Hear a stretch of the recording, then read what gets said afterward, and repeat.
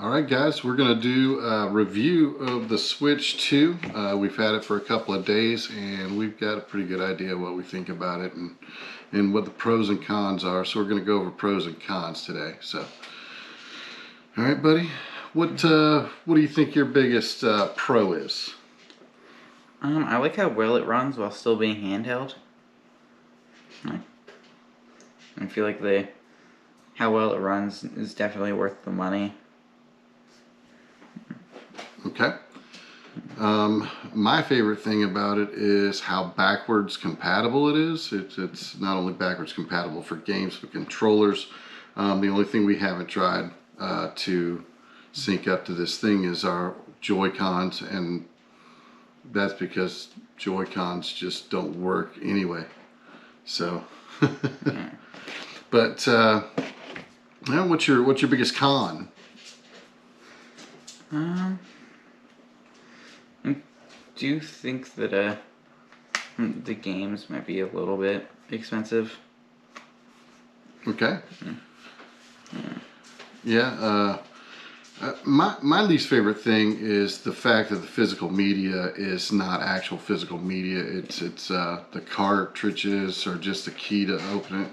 I mean, what's even the point of buying a cartridge anymore at this point in time?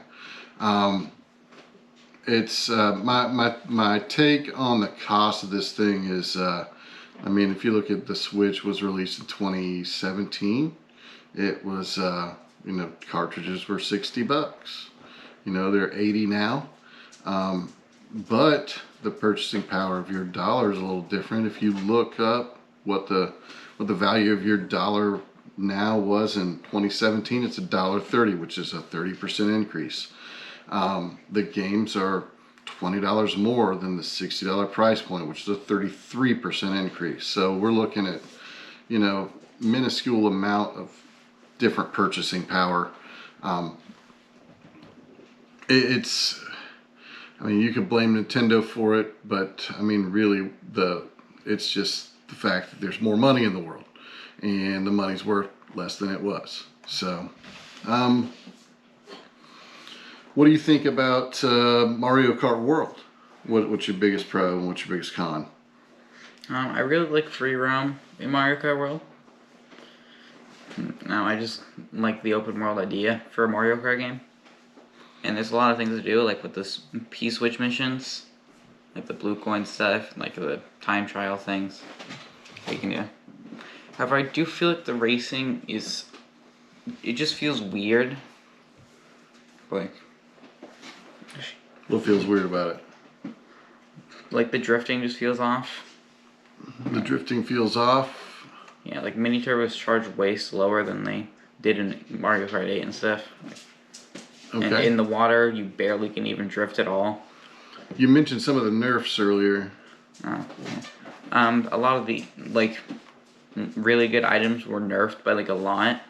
Like, the shock was nerfed, the bullet bill was nerfed, the star was nerfed.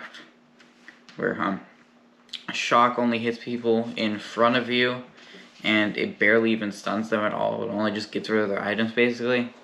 The bullet bill barely goes fast at all and is, really short. And the star is just really short now. Okay. My favorite thing about Mario Kart World also is the open world version.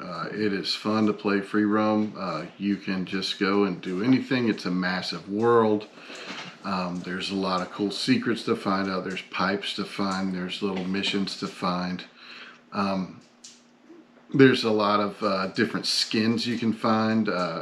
Each skin, if you eat a certain kind of food with a certain player, that's how you get your skins. Not every food gives every player a skin, and not every player has skins. But your major characters like your Mario, your Luigi, your Peach, your Waluigi, Yoshi, Toad, all those guys, they have, I think, around 5 to 8 skins each. So it's really cool. And then once you get them, once you eat the food and you get the skin in the game, you have it where you can select it. So I think that's a really cool feature. It's a little, I think it's a little easy to collect them. I think it could be more of a challenge, maybe some kind of mission rewards. But all in all, I mean, it's fun. And that's the thing with Nintendo. They want to make the games fun. They're a little bit of a challenge, but the fun is forefront. So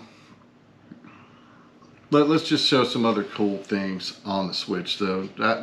I love the way that the Joy Cons actually connect to the Switch. It's really satisfying. You just get it up there and the magnet takes care of the rest. A lot different than the regular Switch. And then I like the kickstand on it. I've heard the OLED kickstand is better than this one. Turn it around and show it. But it's much better than the regular Switch kickstand. So that's a cool feature.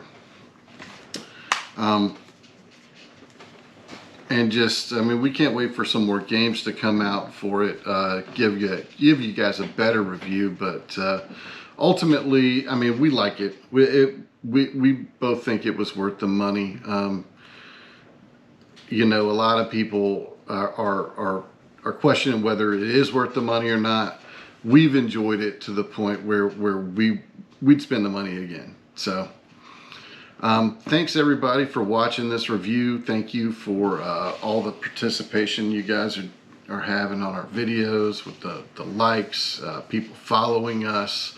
We're over 900 followers now. We've not even been a channel for a month. This is all because of you guys, so we appreciate it. You guys have a great day, and we'll see you in the next video.